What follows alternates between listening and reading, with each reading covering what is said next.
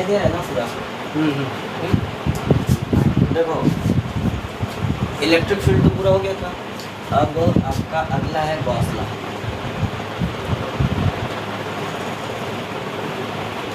ठीक है, Gauss law आपको पढ़ने से पहले थोड़ा सा आइडिया लेना होगा एरिया का। एरिया मतलब क्षेत्रफल। तो आपकी सबसे पहली चीज़ देखो, जो आपकी एरिया होती है वो आपकी है वेक्टर क्वांटिटी, सदिश राशि होती है। अभी तक आप पढ़ते होंगे कि एरिया आपकी अदिश राशि है, लेकिन होती है सदिश राशि। कैसे होती है थोड़ा सा इसको देखो। सपोज कर लो आपने एक ले लिया रेक्टेंगल, ठीक है, और इसकी लंबाई L है, चौड़ाई आपकी B है। अगर इसका आपको एरिया निकालना है, भैया उस पर मत ध्यान दो, इधर ट्राई करो, तो बाद में हम एडिट कर ही लेंगे, लेकिन उस पर ध्यान दो। ठीक है, मान लो ये आपका रेक्टेंगल है, लेंथ इसकी L है, विड्थ इसकी D है। अब इसका एरिया आपको निकालना है, ये x एक्सिस, ये y एक्सिस। तो देखो एक्चुअल में जो आपका एरिया बनेगा वो क्या बनेगा, एरिया बनेगा x एक्सिस में जो आपकी डायरेक्शन बताती है वो होती है i कैप, और y एक्सिस के जो डायरेक्शन बताएगी वो होती है j कैप। तो एरिया क्या बनेगा, l into i cap cross b into j cap. ये आपका क्या बन गया, l into b i cross j. पढ़ा होगा ना 11th में आपने वेक्टर पढ़ा होगा। ये आपका i, ये आपका j, और इधर आपका कहीं होगा k। अगर आप एरो की डायरेक्शन में जाते हो तो पॉजिटिव साइन के साथ आएगा, तो आपको करना क्या, i क्रॉस j क्या बन जाएगा, k। अगर उल्टा सोचो k क्रॉस j करना है, तो k से आप j की तरफ जा रहे हो, एरो की उल्टी डायरेक्शन आ रही है, तो ये आपका क्या बन जाएगा, माइनस i। ठीक है, वो 11th में पढ़ा होगा। तो ये L इंटू बी आपका मैग्नीट्यूड हो गया, और ये k क्या हो गया, ये k का इस एरिया वेक्टर की क्या हो गई, डायरेक्शन हो गई। अब आराम से ऐसा समझो, देखो जैसे ये आपका है प्लेट, मान लो ये एरिया तो आपका ये बना, एरिया वेक्टर क्या बना, देखो ये x और ये y, ठीक है, x और y में है, इधर मान लो x, इधर मान लो y। तो एरिया वेक्टर की डायरेक्शन किधर आ रही है, k कैप, और आपको एक्सिस पता होगा कि ये x है, ये y है, तो इसके परपेंडिकुलर आपका z होगा। मतलब जो एरिया वेक्टर की डायरेक्शन आएगी ऐसे आएगी, ऐसे आने का मतलब ये ऊपर आएगी, ऊपर आने का मतलब क्या, इस प्लेन के लंबवत, प्लेन के परपेंडिकुलर। ठीक है, अच्छा प्लेन के परपेंडिकुलर मतलब एक तो ये भी बन गई, और एक नीचे भी तो बनेगी। अगर ऊपर वाले को आप प्लस के लिखते हो तो नीचे वाला क्या होगा, माइनस के। तो जो एरिया वेक्टर की डायरेक्शन होगी इसमें के भी हो सकती है और माइनस के भी हो सकती है। कैसे, जैसे भाई जरूरी थोड़ी ना कि L क्रॉस B करो, किसी का मन कर दिया B लिखने का पहले, तो B J cap cross L I cap. अब देखो B इंटू L, ये तो आपका मैग्नीट्यूड, J क्रॉस I कितना बना, J क्रॉस I, एरो की उल्टी डायरेक्शन में जा रहे हो तो क्या बनेगा, माइनस के मतलब आपका ये हो गया। ठीक है, तो अगर कोई प्लेन है, अभी ओपन सरफेस लो सरफेस की बात है कि ये आपका ये ओपन सरफेस है बेसिकली, इसकी एरिया वेक्टर किधर होगी, एक चीज़ याद रखना है, जो सतह होगी, सतह की कैसी होगी, लंबवत। अब लंबवत या तो ऊपर भी हो सकती है या आपके नीचे भी हो सकती है। तो पहले एक चीज़ लिख लो, क्षेत्रफल सदिश, क्षेत्रफल सदिश।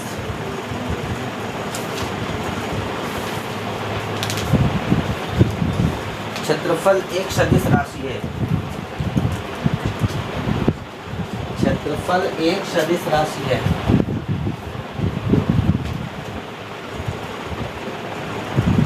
जिसकी दिशा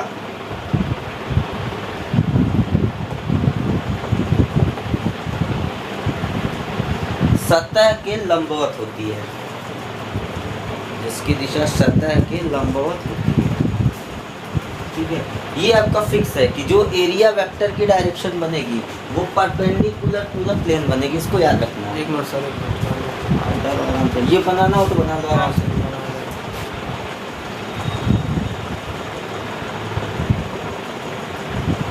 इसकी दिशा सतह के लंबवत होती है।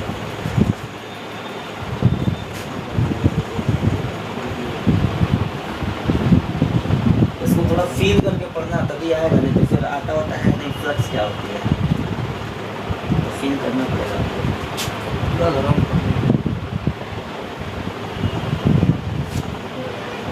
ठीक है, लिख लिया। अब देखो इसमें ध्यान दो, एक वर्ड यूज किया गया सतह। हाँ ठीक है, तो भाई धीरे बोल यार, इसमें भी आएगा, एडिट करना पड़ेगा, मेहनत बढ़ेगी। ठीक है, सतह क्या चीज़ होती है? देखो जब आपकी बात हो रही है सतह की, सरफेस की, तो ये आपकी बेसिकली दो तरह की होती है। एक को बोलते हैं ओपन सरफेस, मतलब खुला सतह, और दूसरे को बोलते हैं क्लोज सरफेस, मतलब क्या, बंद सतह। तो आपके गॉस लॉ में, गॉस में ये वाला यूज करना है हमें, ठीक है। लेकिन थोड़ा सा अंतर देख लो, ओपन सरफेस क्या होता है? जैसे एग्जांपल ले लो आपका प्लेट, ठीक है, डिस्क हो गया, ये आपकी ओपन सरफेस है। मतलब समझो जैसे कि आपका प्लेट है, अगर आप इसकी देखो इतनी लंबाई है, इतनी चौड़ाई है, इसकी मोटाई कितनी है? बहुत कम। प्लेट मतलब ना ये हो गया, ये प्लेट आपकी हो गई, तो लंबाई इतनी, चौड़ाई इतनी। लंबाई और चौड़ाई में से किसी को आप नेगलेक्ट नहीं कर सकते, लेकिन मोटाई कितनी है? बहुत कम। मोटाई को आप नेगलेक्ट कर सकते हो, तो इसके पास क्या है? क्षेत्रफल। अब देखो जब इसकी आप बात करोगे तो इसको जब इस पे रख दो तो ये पूरा का पूरा इस पे आ गया, कहीं बाहर निकल रहा है, थोड़ा सा ये एज निकल रहा है, लेकिन आपने क्या माना है कि चौड़ाई 0 के बराबर है। तो जो 2 डायमेंशनल सरफेस हुई वो आपकी ओपन सरफेस हो गई। 3 डायमेंशनल सरफेस आपकी कैसी है? Close surface. जैसे आपका स्फीयर हो गया, स्फीयर मतलब क्या होता है? गोला। फुटबॉल देखा है? ये क्लोज सरफेस में आपका क्या हो गया? गोला हो गया। और क्या हो गया? सिलेंडर हो गया। गोला, गोला मतलब फुटबॉल। अब फुटबॉल को आप इस पे रख दो तो भाई उसकी लंबाई चौड़ाई 30 पे आएगी, लेकिन उसका हिस्सा बाहर भी निकलेगा, ठीक है। सिलेंडर, सिलेंडर को आप यहाँ पे फिक्स करो तो एक हिस्सा उसका बाहर निकलेगा। तो जितनी आपकी 3 डायमेंशनल सरफेस है वो कैसी है? Close surface. 2 डायमेंशनल सरफेस कैसी होती है? ओपन, ठीक है। तो जो अभी आप पढ़े हो कि एरिया वेक्टर, क्षेत्रफल सदिश, इस प्लेन के परपेंडिकुलर होता है, तो वो किस केस में? ओपन सरफेस में। खुले सतह में क्या होगा? या तो परपेंडिकुलरली ऊपर हो सकता है या नीचे हो सकता है। अगर बात आप कर लो क्लोज सरफेस की, जैसे आप मान लो एक गोला ले लिया आपने, ठीक है, ये सर्कल नहीं है, गोला है, फुटबॉल है, रख दिया, नीचे का हिस्सा आपको नहीं दिख रहा है। अब इसमें जो एरिया वेक्टर होगा, क्षेत्रफल सदिश होगा, जैसे मान लो हम यहाँ पे छोटा सा काटते हैं, तो अब इस केस में फिक्स है कि ये जो आपने एरिया काटा है, इसकी जो एरिया वेक्टर होगी, क्षेत्रफल सदिश होगा, वो लंबवत बाहर की तरफ होगा, परपेंडिकुलरली आउटवर्ड। अगर आप सपोज कर लो यहाँ पे आप काटते हो, परपेंडिकुलरली आउटवर्ड, यहाँ पे काट लिया आपने, परपेंडिकुलरली आउटवर्ड, यहाँ पे काटा, परपेंडिकुलरली आउटवर्ड, ठीक है। मतलब हरदम लंबवत बाहर की ओर होगा। यहाँ पे काट लेते हो, लंबवत बाहर। इसका हमें यूज करना है इसलिए बता दिया। एक चीज़ आपको यूज करना है, सिलेंडर। तो वो कैसे बनता है? सिलेंडर आपका बनेगा ये ऐसे,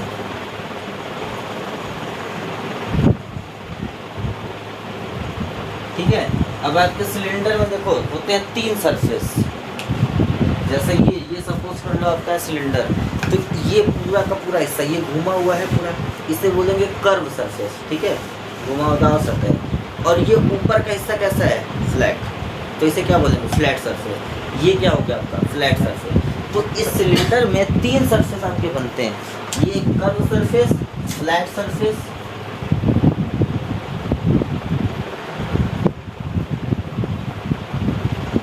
कर्व सरफेस, ये आपकी कैसी सरफेस है? Flat surface. और ये सरफेस आपकी कैसी है? ये भी आपकी फ्लैट सरफेस, ठीक है। कर्व सरफेस में ये जो है यहाँ पे आप काटते हो, अब ये देखो क्लोज सरफेस है, तो एरिया वेक्टर किधर होगा? Perpendicularly outward. यहाँ पे अगर काट लेते हो आप तो एरिया वेक्टर की डायरेक्शन ये फ्लैट सरफेस है, ऊपर वाला सरफेस कहाँ गया आपका? ये। अब अगर ये सरफेस लोगे तो एरिया वेक्टर किधर बनेगा? परपेंडिकुलरली आउटवर्ड, मतलब ऊपर की तरफ। इसमें एरिया वेक्टर किधर? ये आपका क्लोज सरफेस है। दोनों सरफेस आपको यूज करने हैं, दोनों को बता दिया है, इसको फटाफट बनाइए।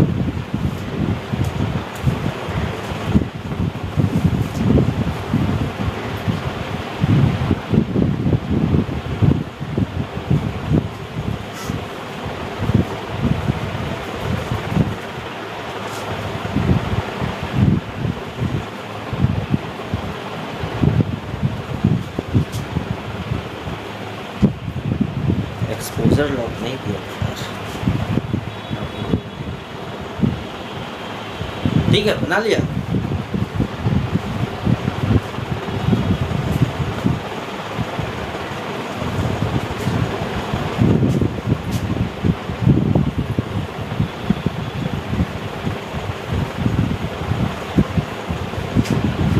अब आगे देखो, जो गॉस ला, गॉस की प्रमेय है, उसका पहला पॉइंट होता है आपका फ्लक्स। पहला पॉइंट है आपका विद्युत फ्लक्स। ठीक है, इसको थोड़ा अच्छे से समझना।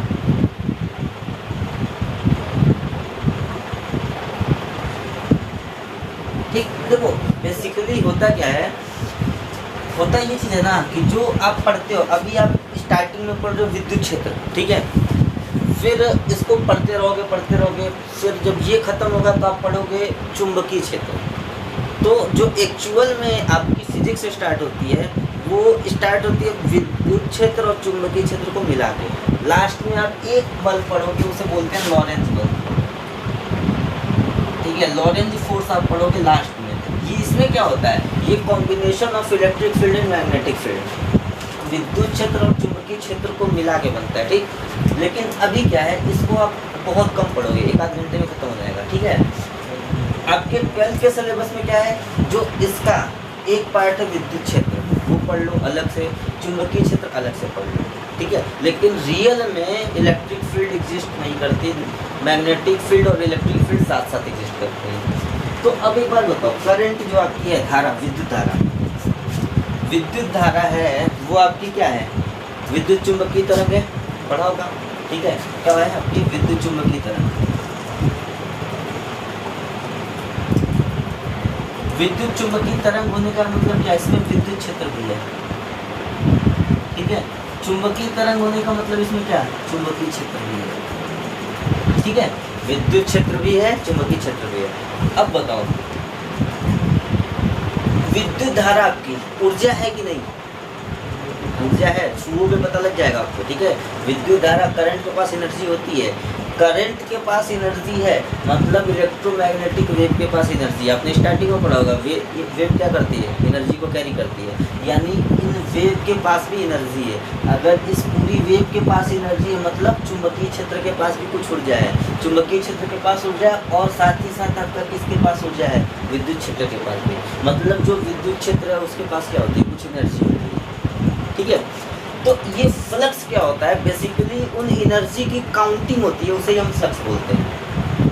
ठीक है, जो एनर्जी है विद्युत क्षेत्र के पास, उसकी जो काउंटिंग होगी, उसे हम क्या बोलेंगे, फ्लक्स। जैसे सपोज कर लो, यहाँ पे एक चार्ज पार्टिकल रखा है और यहाँ से 5 लाइन गई, तो फ्लक्स कितना हुआ, 5। चार्ज को हटा दिया, यहाँ से 10 लाइन गई, फ्लक्स कितना हुआ, 10। तो आप एक शब्द में बोल सकते हो कि इलेक्ट्रिक फ्लक्स, विद्युत फ्लक्स क्या चीज़ है, basically number of electric field lines. अगर इस चार्ज से 50 लाइन निकलती हैं तो फ्लक्स कितना है इसके पास, 50। ठीक है, अब देखो होता क्या है, जैसे सपोज कर लो आप, मान लो ये आपकी सरफेस, कॉल आ रही, पता ही नहीं चल रहा।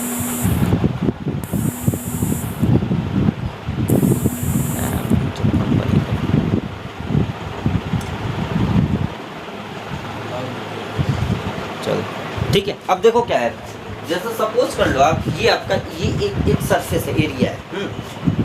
यहाँ से ध्यान से देखना, 10 लाइन निकल रही है, तो बताओ कितनी फ्लक्स निकल रही है, 10 निकल रही है। अच्छा, यहाँ पे चार्ज हटा दो, आवेश को हटा के पहले 1 कूलाम रखा था, तो यहाँ पे कितनी लाइन जा रही थी, 10। अब आवेश को बढ़ाकर हम 3 कूलाम करते हैं, कितनी लाइन जाएंगी इससे होके, 30 लाइन जाएंगी। तो फ्लक्स बढ़ा कि घटा, बढ़ा। फ्लक्स किसकी वजह से बढ़ा, आवेश रखा, ठीक है, लेकिन आप काउंट तो नंबर ऑफ लाइंस कर रहे हो, यानी विद्युत क्षेत्र को काउंट कर रहे हो। ठीक है, तो क्या कर रहे हो आप, यहाँ पे 10 लाइन, मतलब विद्युत क्षेत्र कितनी होता है, 10 के बराबर। 30 लाइन विद्युत क्षेत्र कितनी होता है, किसके बराबर, 30 के बराबर। मतलब जो विद्युत फ्लक्स है वो डिपेंड किस पे करता है, विद्युत क्षेत्र की तीव्रता पे। पहला पॉइंट क्लियर है। दूसरी चीज़, यहाँ से लाइन गई ऐसे, ये 10 लाइन ऐसे आ रही हैं, तो इस सरफेस से कितनी लाइन पास हो रही है? 10 की 10 पास हो रही है। अच्छा, हम थोड़ा सा इसको सरफेस को ऐसे कर देते हैं, ठीक है। अब बताओ 10 लाइन गई तो 10 पास होंगी या उससे कम या उससे ज़्यादा? कम पास होंगी। पहले देखो इतना ये पूरा एरिया था, अभी एरिया तो कम हो गया ना, अब तो इतने से ही पास करेंगे। तो सरफेस को आपने ऐसे रखा, बाद में ऐसे कर दिया, तो किया क्या? अगर आप ऐसे रख रहे हो तो एरिया वेक्टर की डायरेक्शन ये, और जैसे सरफेस को आप बढ़ाए एरिया वेक्टर की डायरेक्शन को क्या किया? चेंज कर दिया। मतलब विद्युत फ्लक्स किस पे डिपेंड करता है? और विद्युत क्षेत्र की दिशा और क्षेत्रफल की दिशा पे, क्षेत्रफल सदिश की दिशा पे। थर्ड पॉइंट, एक बार बताओ, ये यहाँ से 10 लाइन निकली, ऐसे गई और ये ऐसे मुड़ गई, यहाँ से ऐसे गई ऐसे मुड़ गई, तो इससे कितना पास हुआ? एक भी नहीं, जीरो। तो विद्युत क्षेत्र तो है अभी, लेकिन फ्लक्स जीरो है। मतलब क्या? देखो ये 10 लाइन ऐसे गई, इलेक्ट्रिक फील्ड की डायरेक्शन किधर है? इधर है। एरिया वेक्टर की भी डायरेक्शन किधर है? इधर है। दोनों के बीच का कोण कितना? 0 डिग्री। अब एरिया वेक्टर तो अभी भी इधर बना हुआ है, ये इलेक्ट्रिक फील्ड लाइन ऐसे मुड़ गई, मतलब फील्ड लाइन्स ऐसे हो गई, एरिया वेक्टर ऐसे हो गया। बीच का एंगल कितना? 90 डिग्री। तो जब दोनों के बीच का एंगल 90 डिग्री बना तो फ्लक्स कितना हो गया? 0। मतलब 3 चीज़ों पर डिपेंड करता है। पहली चीज़ क्या? जो विद्युत फ्लक्स है डिपेंड किस पे करेगी? पहली चीज़ विद्युत क्षेत्र की तीव्रता, ठीक है। सेकंड चीज़ किस पे डिपेंड करेगी? डिपेंड आपकी करेगी किस पे? क्षेत्रफल पे, ठीक है भाई। सरफेस का एरिया बड़ा होगा तो ज़्यादा पास करेंगी, कम होगा तो कम पास करेंगी। थर्ड पॉइंट क्या है? क्षेत्रफल सदिश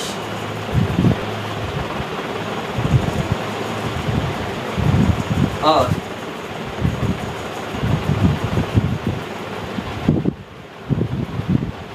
विद्युत क्षेत्र के बीच बने कोण, ठीक है। 3 चीज़ों पर डिपेंड करता है। पहले तो बताओ विद्युत फ्लक्स क्या होती है? थोड़ा सा आइडिया लगा क्या होता है? किसी सतह से गुजरने वाली विद्युत बल रेखाओं की संख्या क्या कहलाती है? विद्युत फ्लक्स कहलाती है। तो पहले इसको लिख लो, विद्युत फ्लक्स क्या है? किसी सतह से गुजरने वाली विद्युत बल रेखाओं की संख्या की माप विद्युत फ्लक्स कहलाती है। बल रेखाओं की संख्या की माप, total number of field lines crossing through an surface is known as electric flux, ठीक है। सबसे विद्युत बल रेखाओं के विद्युत बल रेखाओं की संख्या की माप विद्युत फ्लक्स कहलाती है।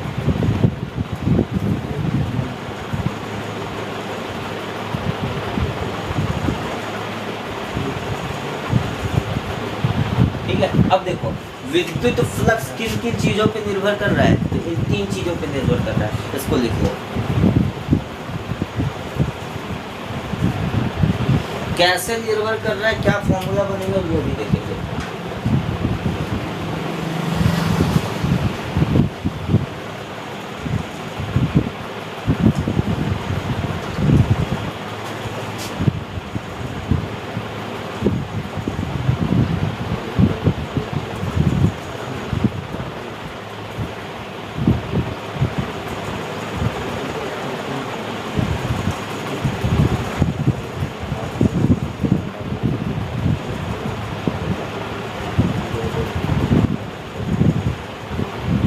ठीक है, चलो लिख लिया इसको। अब देखो एक चीज बताओ, वही बात मैं फिर से कह रहा हूँ, ध्यान से देखना। अगर ये आपका सरफेस है और इलेक्ट्रिक फील्ड लाइंस ऐसे जा रही हैं,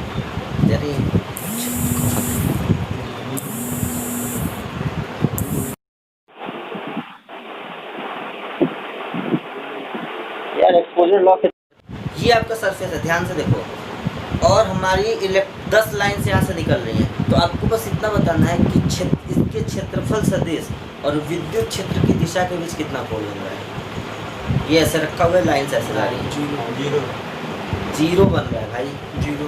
क्षेत्रफल के सतह पे नहीं पूछ रहा। अगर ये सतह ऐसा है तो क्षेत्रफल सदिश ऐसे होगा और विद्युत क्षेत्र की भी दिशा ऐसे है।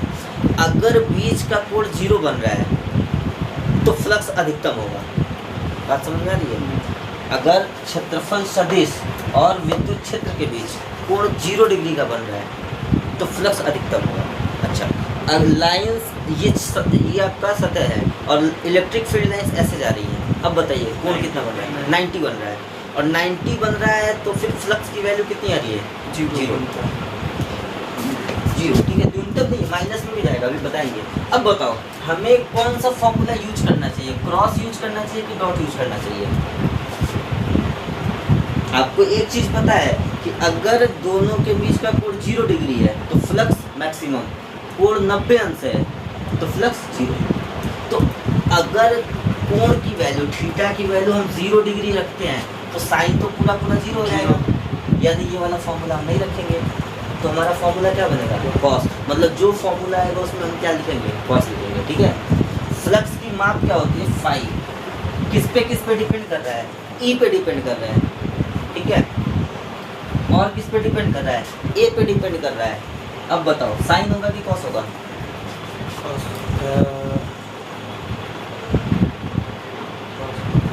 भाई यहाँ से आपको बता चुका ना, खुद बताओ। ये ऐसे है और ये ऐसे जा रहा है। क्षेत्रफल सदिश और विद्युत क्षेत्र के बीच कोण कितना बन रहा है? जीरो। जीरो बन रहा है ना? हाँ, और जीरो बन रहा है तो फ्लक्स अधिकतम हो रही है। हमारे पास दो फॉर्मूले हैं, साइन थीटा कॉस थीटा वाला। तो अगर थीटा की वैल्यू 0 रखो तो फ्लक्स अधिकतम होना चाहिए। इसमें थीटा की वैल्यू 0 रखोगे तो ये पूरा 0 हो गया। इसमें cos 0 रखो तो cos 0 की वैल्यू होती है 1, यानी ये अधिकतम बन रहा है। ठीक है। तो यहाँ पे हमारा क्या होगा? ई ए।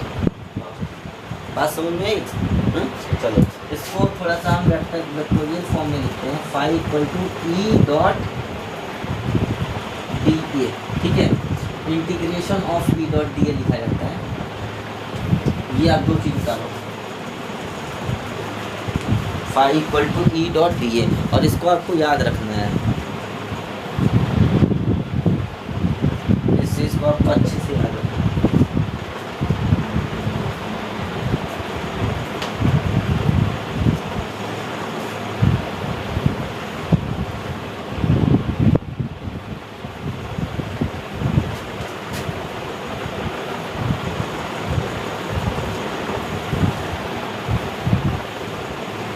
अभी आप एक चीज़ बताओ, थोड़ा सा इस पर प्रैक्टिस कर लो कि और अच्छे से क्लियर हो जाए। जैसे सपोज कर लो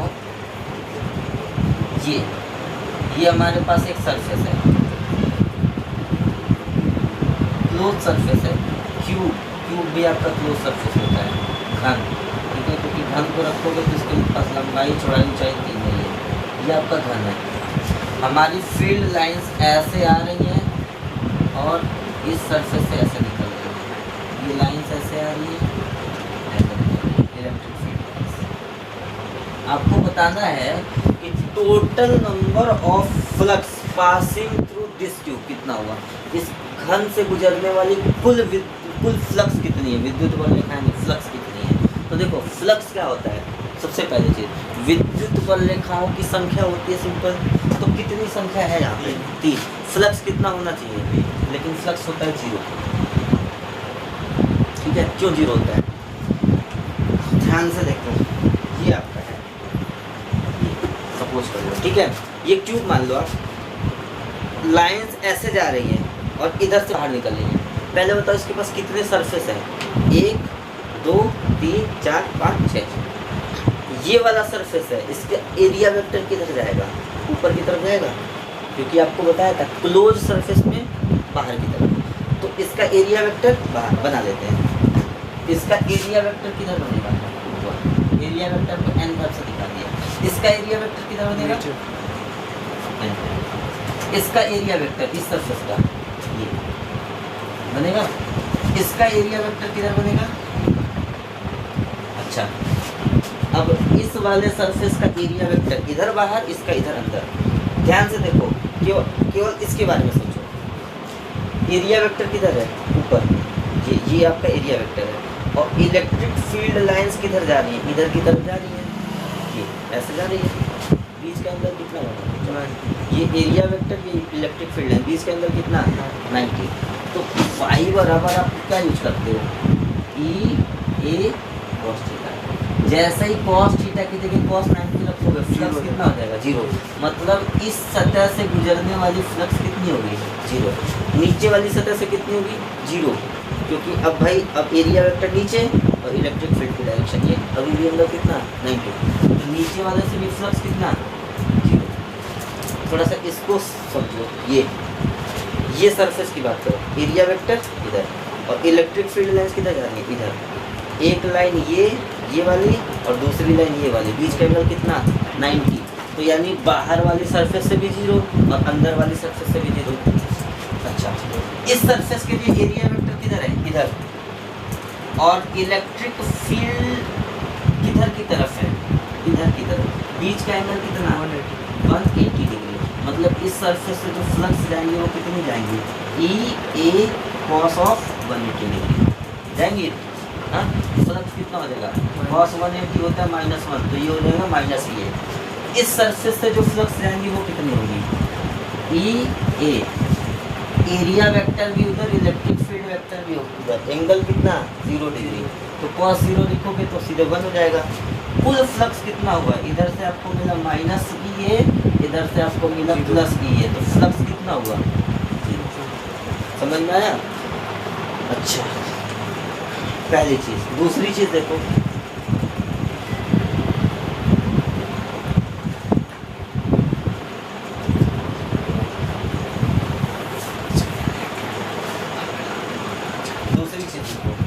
सपोज कर लो हमने ले लिया ये ऐसे डिस्क, ठीक है, और इलेक्ट्रिक फील्ड लाइंस ये ऐसे जा रही है, और इलेक्ट्रिक फील्ड लाइन ये यहाँ से एंगल बना रही है 60 डिग्री। फ्लक्स कितना होगा 5।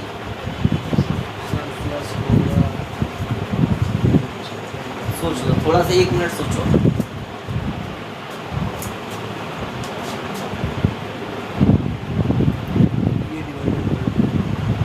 फाई क्या होता है, ई ए कॉस थीटा, ये divided by E A cos theta. Theta की जगह पे क्या रखोगे, बस यही बता दो। 60 नहीं रखोगे यार, क्यों 60 रखोगे, थीटा क्या किसके किसके बीच का कोण है, ई वेक्टर और ए वेक्टर। अगर ये आपकी डिस्क ऐसे है, सीडी वाला कैसेट देखा है ना, तो सीडी का कैसेट आपका डिस्क, उसका एरिया वेक्टर किधर जाएगा, ऊपर जाएगा ना, तो एरिया वेक्टर ऊपर जा रहा है और इलेक्ट्रिक फील्ड इसी प्लेन में है, तो बीच का एंगल कितना हो जाएगा 90 होगा ना भाई, ये एरिया वेक्टर होगा, तो बीच का एंगल कितना हो जाएगा 90। तो यहाँ थीटा की वैल्यू कितनी आएगी 90 डिग्री, और जैसे ही 90 रखा फ्लक्स की वैल्यू कितनी होगी। क्लियर है। थर्ड क्वेश्चन देखो थोड़ा सा। थर्ड क्वेश्चन आपका ये ऐसे है, ये आपने एक स्फीयर लिया, यहाँ पे कोई चार्ज रखा है,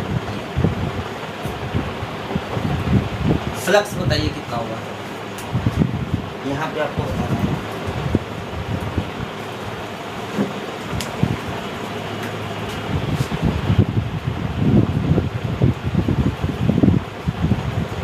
जीरो, क्यों 0? अब देखो, अगर आप यहाँ एरिया वेक्टर काटते हो तो एरिया वेक्टर की डायरेक्शन ये, इलेक्ट्रिक फील्ड वेक्टर की डायरेक्शन इधर, कितना एंगल 180 बना, यहाँ भी एंगल कितना बन जाएगा 180, यहाँ भी एंगल कितना बनेगा 180, और यहाँ भी कितना बनेगा 180, ठीक है। इधर देखो, इधर दोनों के बीच एंगल कितना बनेगा 0 का, इधर भी 0, इधर भी 0, इधर भी 0, ठीक है। तो जितना यहाँ पे निगेटिव होगा उतना ही यहाँ पे पॉजिटिव आ जाएगा, और निगेटिव और पॉजिटिव मिलकर फ्लक्स को कितना बनेगा 0। मतलब जहाँ पे आप देखो, हम ये कह सकते हैं क्या कि अगर कोई आवेश, ठीक है, बंद सतह के बाहर रखा हो तो उससे गुजरने वाली कुल फ्लक्स कितनी होगी 0। क्यूब वाले केस में देखा था आपने, क्यूब वाले केस में देखा था ना, क्यूब में आप कहाँ रख रहे थे, ये आपका क्यूब बना हुआ था, तो अब इलेक्ट्रिक फील्ड लाइंस यहाँ से आ रही थी और यहाँ निकल रही थी, मतलब इधर कहीं बाहर रखा होगा हमेशा, तो जब भी इस केस में आप देखो आवेश बाहर रखा हुआ है, तो जिस केस में आवेश बाहर रखा होगा उस केस में सतह से गुजरने वाली कुल फ्लक्स कितनी हो जाएंगी? 0। इसको स्टार बना के लिख लो। यदि कोई आवेश,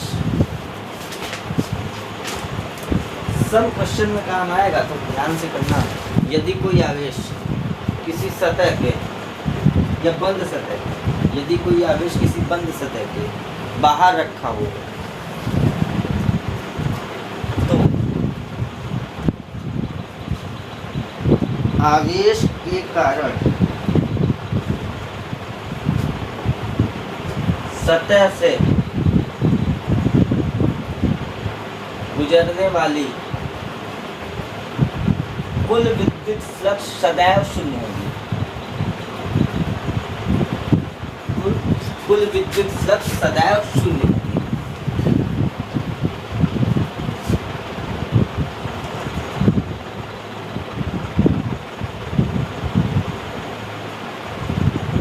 ठीक है, और देखो उल्टा एकदम देहाती लैंग्वेज में देखो, फ्लक्स क्या होती है? Number of electric field lines, विद्युत उपरेखाओं की संख्या। यहाँ से 3 लाइन अंदर गई, यहाँ से 3 लाइन बाहर निकली। अगर आप अंदर जाने वाली लाइनों को निगेटिव मानते हो तो यहाँ पे फ्लक्स कितनी है? -3 है। अगर अंदर जाने वाली को माइनस मानोगे तो बाहर निकलने वाली को प्लस मानोगे, तो यहाँ पे कितना हो जाएगा? मिलकर कितना? 0। उल्टा कर लो, अंदर जाने वाली को आप प्लस मानो तो बाहर निकलने वाली कैसे होगी? मिलकर कितना? 0। मतलब अगर कोई आवेश किसी सतह के अंदर रखा हो तो कुल फ्लक्स कितना होगा? 0 अब नहीं होगा। अगर कोई आवेश किसी सतह के बाहर रखा हो तो इस आवेश से निकलने वाली और इस सतह से गुजरने वाली कुल फ्लक्स कितनी होगी? 0। बात क्लियर है? फ्लक्स में कोई डाउट हो तो पूछ लो। इसको यहीं रोको, बहुत हो गया, एक टॉपिक हो गया। नहीं यार, पढ़